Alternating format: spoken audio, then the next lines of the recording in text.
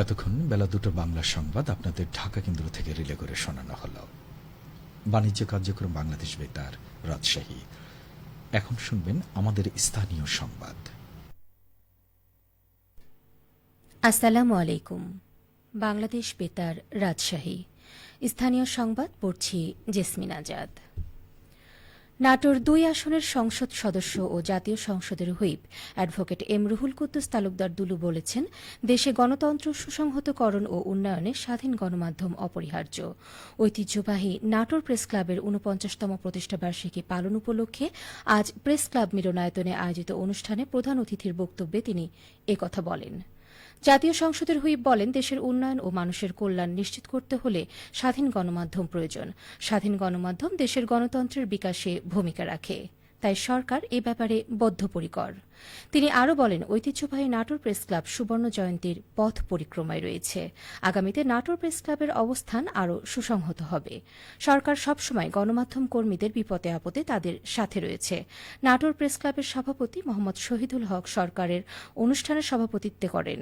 অনুষ্ঠানে অন্যান্যদের মধ্যে বক্তব্য রাখেন জেলা জামায়াতের আমির ড মীর নুরুল ইসলাম, নাটোর পৌরসভার সাবেক মেয়র কাজী শাহ আলম, এনসিপির জেলা চৌকো আহ্বায়ক রকিবউদ্দিন। যত্রতত্র ব্যানার পোস্টার লাগানো ও সড়ক অবৈধ দখল করে দোকানপাট করার জনদুর্ভোগের বিষয়টি নজরে আসায় গণবিজ্ঞপ্তি জারি করেছে রাজশাহী সিটি কর্পোরেশন প্রশাসন। বিজ্ঞপ্তিতে বলা হয়েছে, রাজশাহী সিটি কর্পোরেশন এলাকায় অনুমতি ব্যতীত বিভিন্ন স্থানে ব্যানার, ফেস্টুন, পোস্টার, সাইনবোর্ড ও প্রচারপত্র ইত্যাদি স্থাপন করা হয়েছে, যা দেওয়াল লিখন ও পোস্টার লাগানো আইন ২০১২ এর পরিপন্থী। এছাড়াও নগরীর বিভিন্ন সড়ক ও ফুটপাতে অবৈধভাবে দোকান ও বিভিন্ন স্থাপনা নির্মাণ করায় জনসাধারণের রাস্তায় চলাচলে বিঘ্ন ঘটছে ও সড়কে যানজটের সৃষ্টি হচ্ছে। এমত অবস্থায় একটি পরিচ্ছন্ন ও সুন্দর নগরী গড়ে তোলার লক্ষ্যে রাজশাহী সিটি কর্পোরেশন এলাকায় অনুমতিবিহীন সকল ব্যানার, ফেস্টুন, পোস্টার, সাইনবোর্ড ও প্রচারপত্র এবং বিভিন্ন সড়ক, ফুটপাত ও ড্রেনের ওপরে অবৈধভাবে নির্মিত দোকান ও স্থাপনা আগামী 7 দিনের মধ্যে স্ব উদ্যোগে অপসারণের জন্য সংশ্লিষ্ট ব্যক্তি, সংগঠন বা প্রতিষ্ঠানকে অনুরোধ করা হল। অন্যথায় আইনানুগ ব্যবস্থা গ্রহণ করা হবে। রাজশাহী সিটি কর্পোরেশনের অবসরপ্রাপ্ত ও মৃত কর্মচারীদের ওয়ারিশগণের মাঝে আনুতোষিকের চেক বিতরণ করা হয়েছে। গতকাল নগর ভবনের সিটি হল সভাকক্ষে আয়োজিত অনুষ্ঠানে প্রধান অতিথি ছিলেন রাজশাহী সিটি কর্পোরেশন প্রশাসক মোহাম্মদ মাহফুজুর রহমান রিটন। এ সময় রাশিক প্রশাসক বলেন, নাগরিক সেবার প্রতিষ্ঠান রাজশাহী সিটি কর্পোরেশন। প্রধানমন্ত্রী তারেক রহমান নাগরিক সেবার এ প্রতিষ্ঠানটিকে এগিয়ে নিতে দায়িত্ব প্রদান করেছেন। তিনি আরও বলেন, রাজশাহী সিটি কর্পোরেশনের কার্যক্রমকে ডিজিটালাইজেশন করতে পাইলট প্রকল্প আকারে আগামীতে হোল্ডিং নেমপ্লেটে কিউআর কোড বসানো হবে। নগরীর বিভিন্ন সার্ভিস কেবল সমূহ আন্ডারগ্রাউন্ড করার পরিকল্পনা রয়েছে। এ সময় রাশিক প্রশাসক অবসরপ্রাপ্ত ও মৃত কর্মচারীগণের পরিবারের সদস্যদের খোঁজ খবর নেন। সিরাজগঞ্জ সদরে অনুমোদনহীন কারখানায় শিশু খাদ্য তৈরির অপরাধে রায়হান আলী নামে এক ব্যবসায়ীকে ৩০,০০০ টাকা জরিমানা করেছে ভোক্তা অধিকার।